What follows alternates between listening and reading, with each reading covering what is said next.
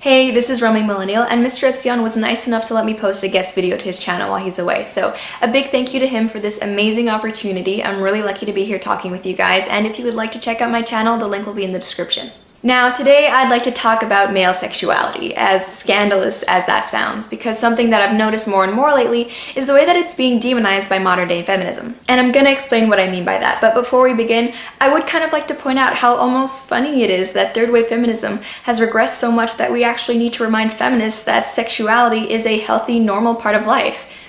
Topsy-turvy world we're living in. But anyway, probably the easiest way of highlighting how male sexuality is being demonized by modern feminism is the glaring double standard that exists in the media when it comes to appealing to male versus female viewers. Take movies, for instance. Film series like Magic Mike and the awful Twilight Saga were chock full of handsome men with rippling abs and were hugely successful with female audiences. And I'd say it's pretty obvious that the interest in the films wasn't because of the plots, because, well, there were no plots. Now, these films all received a lot of attention in the media focusing on the hunky male actors, but no one seemed concerned that they were being objectified or exploited, even though their roles were pretty much just having muscles. I mean, everyone knew what was attracting women to see these movies, but it didn't seem like anyone had a problem with it. And it's the same story with almost any film, series, or ad that plays off of female sexuality. Women are almost always free to gawk at men because, hey, it's no big deal, right? Just a bit of fun. We can objectify men all we want. And with 50 Shades of Grey, we even saw that something which is pretty much straight up pornography can become mainstream as long as it caters to the safer, less threatening female sexuality. I mean, to be fair, 50 Shades of Grey did receive criticism, but it wasn't for the objectification of the male actor. It was for the other stuff.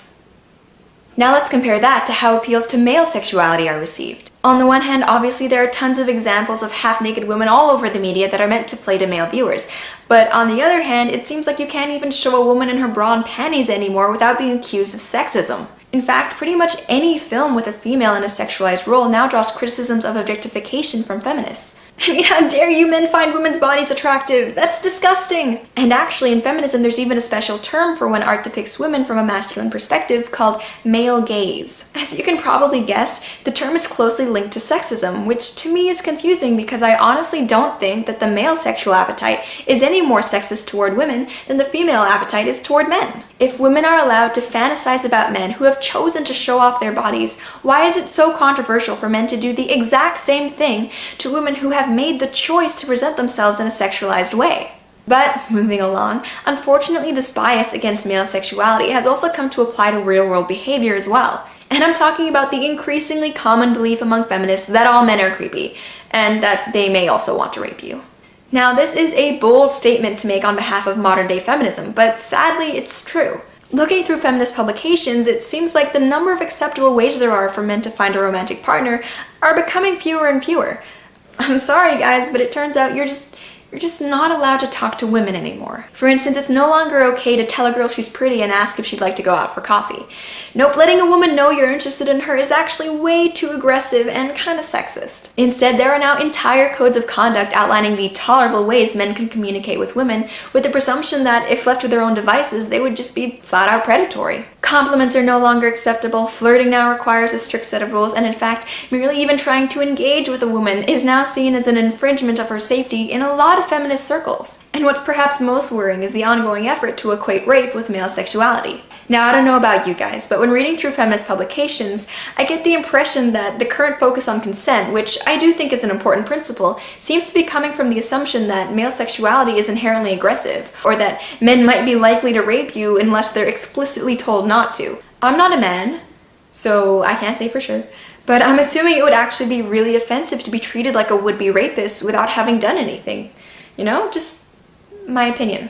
And the reason why all this matters so much is that these negative attitudes toward male sexuality are actually having serious consequences in a lot of people's lives. There are actually men out there who have sworn off women entirely because they don't want the drama of being accused of being a predator, or because they don't feel like it's okay for them to approach someone they're interested in anymore. And while I do think that's an overreaction, because thankfully this feminist attitude does not represent how all or even most women think and feel, it is understandable. I mean, if anytime a man sees something he likes in a movie or on TV, it's criticized as sexist, that's going to affect him. If anytime he expresses interest in a woman he's labeled as creepy, that's going to affect him. If any conversation about consent comes with the assumption that he's a sexual predator, guess what?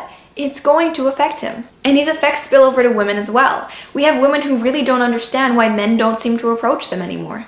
And this is too bad, because the stereotype of the pervy, violent guy that just sees women as objects for his pleasure may be true for a small part of the male population, but overall I really don't think that male sexuality is any more harmful than female sexuality. So feminists, you may not realize what you're doing, but the way you're treating men right now is very close to the oppression that you complain about happens to women. Shaming someone's sexuality isn't okay when it's against a woman or a member of the LGBT community, but it's not okay against straight men either. Anyway, that's all I have to say for this video. I hope you enjoyed it, and another big thank you to Mr. Epsilon for the chance to be here, and I'll see you guys next time. Bye.